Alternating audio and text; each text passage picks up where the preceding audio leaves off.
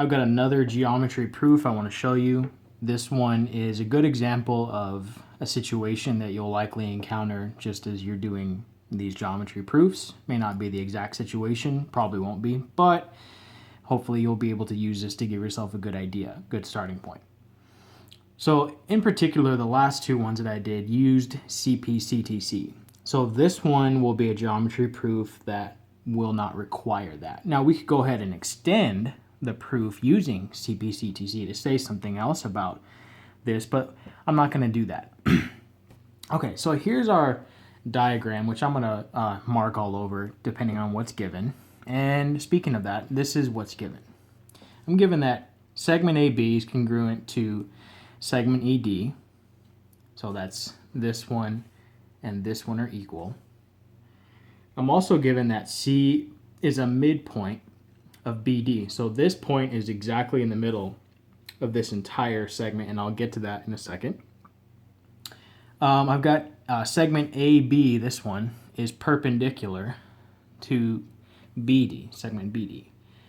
Okay, and also ED is perpendicular to this as well. So that's all the stuff that we're given. And we're just going to be proving this triangle is congruent to that triangle. So I've got my statements and reasons set up. Remember, when you're doing these proofs, you're always going to start off, at least for your purposes, with what's given. So I'm going to go ahead and kind of write all this information. I know my reason's going to be given. There it is. So fill that in, and I'll just kind of copy all this information down into here. Since this is a proof, yes, you have to do that even though it's just been stated up here. So I'll go ahead and fill this in, that AB, segment AB, is congruent to segment ED. C is the midpoint of segment BD. And then I've got this stuff over here, that AB, and I'll just condense this down, and ED. Segments AB and ED are both perpendicular to segment BD. Okay, so all of this stuff right here is what's given to me. Now, on my diagram, I'm going to go ahead and fill that in. So if AB is congruent to ED, I can do this right here. Meant for that to be straighter, but that's okay. You get the idea. One tick mark, one tick mark. These two matching up means that these segments are equal. Now that I have that filled in, I'll go ahead and use some of the implications of what is given to continue with the proof. Okay, so I've got filled in that AB is congruent to ED. Let's go with perpendicular first. You don't necessarily have to do this next. You could have worked with midpoint, the implications there next if you wanted to. I just chose perpendicular just because.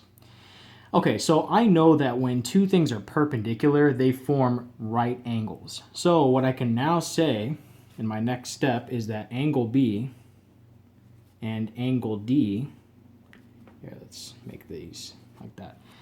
Angle B, angle D are right angles. And I know this is true, so I can make this statement. I can go ahead and say this. The reason I know this is true is by definition of perpendicular. So I can just say as my reason, by definition of perpendicular. I'll write out the entire word. So that's the reason I can make this particular statement. Is that when you have things that are perpendicular, they form at most 4 right angles. Okay, the next thing that I can say, and you might think that this is not important, but it's to really give your proof complete like airtightness. So if that's even a word, it is now. So what I can now say is that since these are both right angles, well, they must be equal to each other.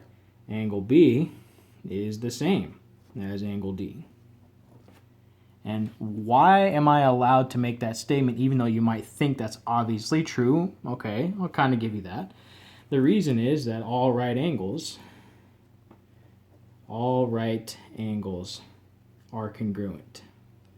So that might be kind of a derp step that you think is not really needed. But again, it's just to give your proof that much more firmness. Okay, so anyway, we've got this handled right here. The next thing that I want to look at is C is the midpoint of BD.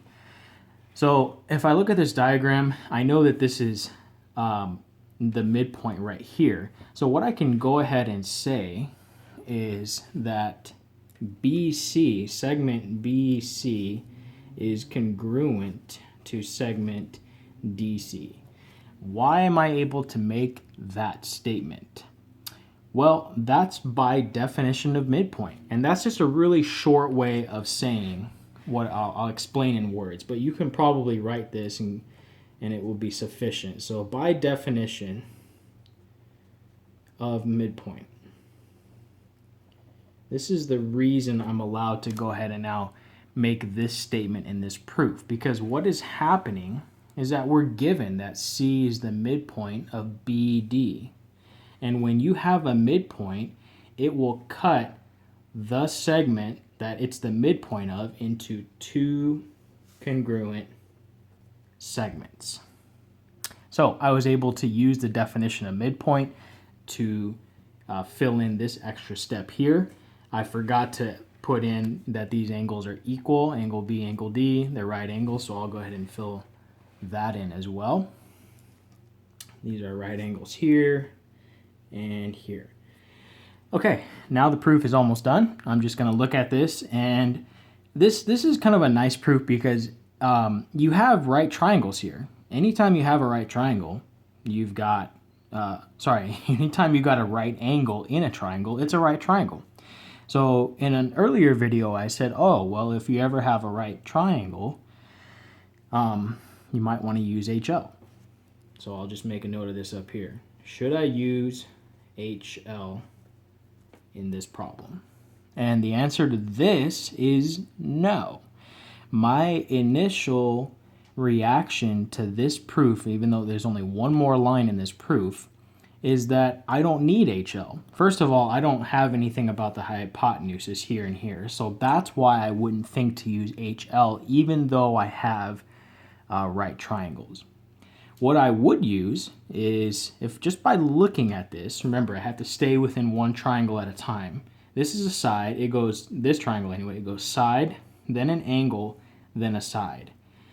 So is side angle side a congruence you're allowed to use? Absolutely. I just have to check and make sure, can I go in the exact same pattern for the other triangle? Side, angle, side. Yes, I can. So therefore, what I can say is I can make my final statement in this proof that triangle ABC is in fact congruent to triangle EDC. And I was able to make this statement here by side angle side. Okay, so hopefully between the videos I've got on proofs, this gives you a pretty good understanding, or at least starting point, of how to do these. Feel free to hit me up in the comments, ask me questions, whatever you need. I'll be here for you guys. Thanks for watching. Bye.